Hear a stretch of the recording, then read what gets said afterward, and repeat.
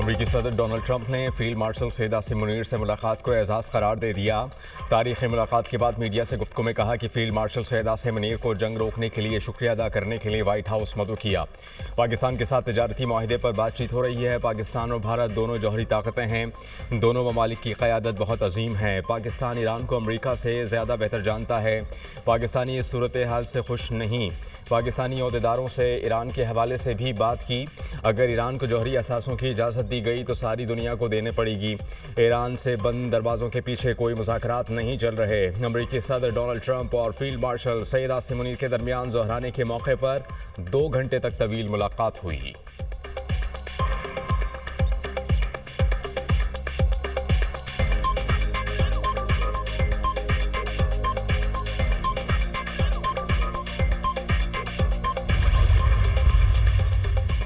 مذاکرات کی راہ ہموار ہونے لگی۔ ایران کے ساتھ جرمنی، فرانس اور برطانیہ کے مذاکرات کل جنیوا میں ہوں گے۔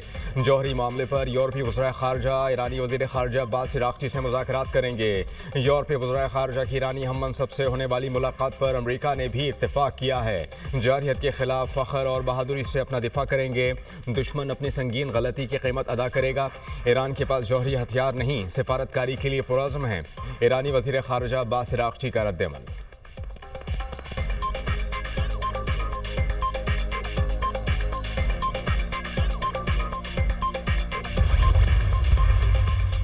ایران نے امریکہ یا اسرائیل سے جوہری مذاکرات دوبارہ شروع کرنے کے لیے کوئی رابطہ نہیں کیا۔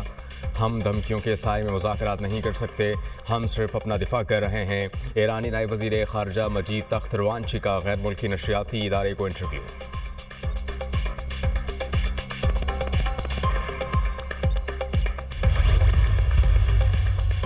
ایرانی سپریم لیڈر آیت اللہ خامنئی نے ٹرمپ کا ہتھیار ڈالنے کا مطالبہ مسترد کر دیا۔ کہا امریکی صدر کا غیر مشروط ہتھیار ڈالنے کا پیغام قبول نہیں۔ ایرانی قوم سرنڈر کرے گی، نہ دھمکی سے پیچھے ہٹے گی۔ خامنئی نے امریکہ کو فوجی مداخلت کے خلاف خبردار کر دیا۔ قوم سے خطاب میں کہا کہ امریکہ نے حملہ کیا تو اس کے سنگین نتائج ہوں گے۔ امریکی فوجی مداخلت ناقابل تلافی نقصان کا باعث بنے گی۔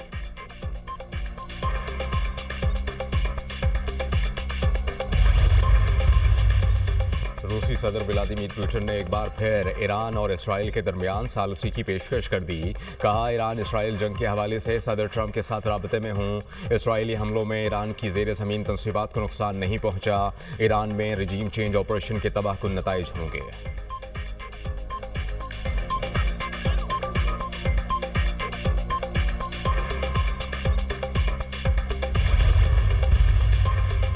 چینی وزیر خارجہ کا مصری اور عمانی ہم منصبوں سے ٹیلی فونک رابطہ۔ ایران اسرائیل جنگ پر تفصیلی بات چیت۔ چینی وزیر خارجہ کا مشرق وسطیٰ کی صورتحال پر تشویش کا اظہار۔ امن اور سلامتی کے لیے چین پر امن کی کوششیں جاری رکھے گا چینی وزیر خارجہ۔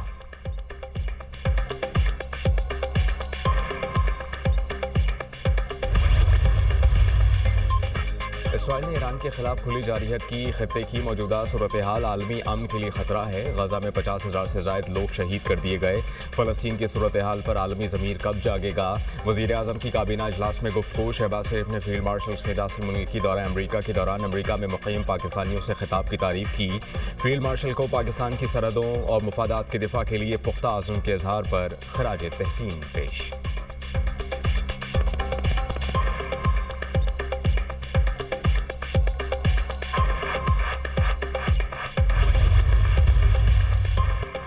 اقوام متحدہ کے سیکریٹری جنرل کا ایران اسرائیل میں بڑھتی کشیدگی پر تشویش کا اظہار۔ اینٹونیو گوتریس کی عالمی قوتوں سے فوری مداخلت کی اپیل۔ تصادم کو عالمی رخ اختیار کرنے سے روکا جائے، یو این سیکریٹری جنرل کا فوری جنگ بندی کا مطالبہ۔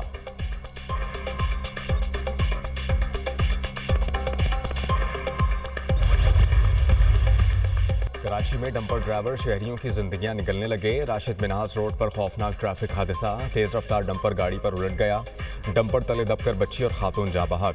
ایک خاتون زخمی، ڈرائیور فرار۔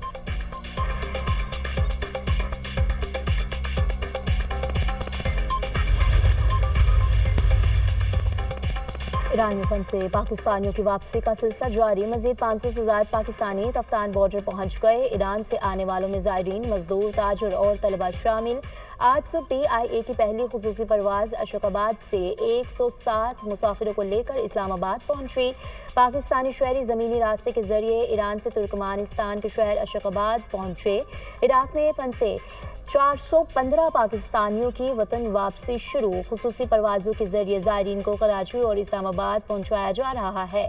नायब वज़ीर आज़म और वज़ीर ख़ारजा इसहाक़ डार की ज़ेर सदारत इजलास ईरान और इराक में फंसे पाकिस्तानी शहरियों और ज़ायरीन के इंतख़ला से मुतालिक मुशावरत। इसहाक़ डार का इंतख़ला से मुतालिक की जाने वाली कोशिशों पर इत्मीनान का इजहार।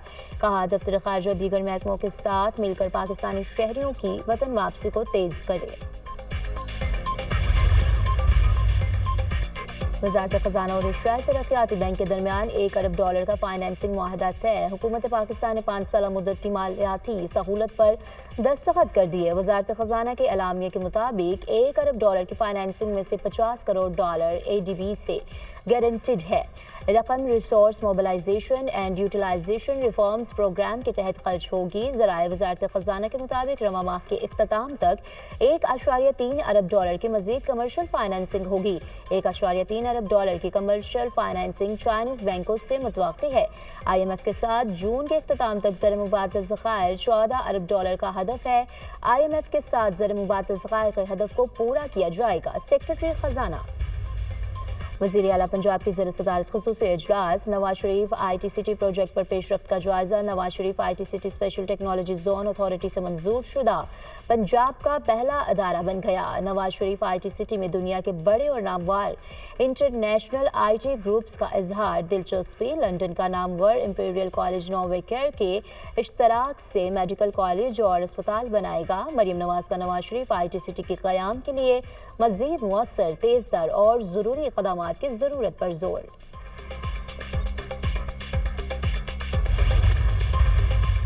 हम इसराइल को आलमी दहशतगर्द समझते हैं। बानी ने इसराइली हमलों के तनाजुर में एहतजाज को मुअख्खर किया। ईरान इसराइल कशीदगी हुकूमत सिर्फ बयानात दे रही है। इसराइल के खिलाफ सिर्फ बयानात नहीं, OIC को इकट्ठा करना चाहिए। तहरीक इंसाफ के मरकजी सेक्रेटरी इत्तलात शेख वकास अकरम की न्यूज़ कॉन्फ्रेंस। कहा, बानी PTI को तन्हाई में रखा जा रहा है। ये जो मर्जी कर लें, बानी PTI की आवाज़ को दबाया नहीं जा सकता। हुकूमत अपनी बदमाशी बंद करे। जब इंसाफ नहीं दोगे तो फिर लोग छीन कर लेंगे। ये खुद चाहते हैं मुल्क में तमाशा लगा रहे।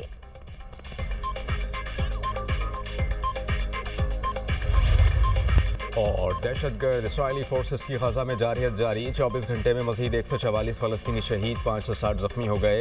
इसराइली फोर्सेस ने खान यूनिस में खुराक के मुंतज़िर 89 अफराद को शहीद कर दिया। गजा के दीगर इलाकों में इसराइली फायरिंग से 30 अफराद शहीद हुए। शहदा की तादाद 55,613 हो गई। 1,29,760 अफराद जख्मी हो चुके हैं।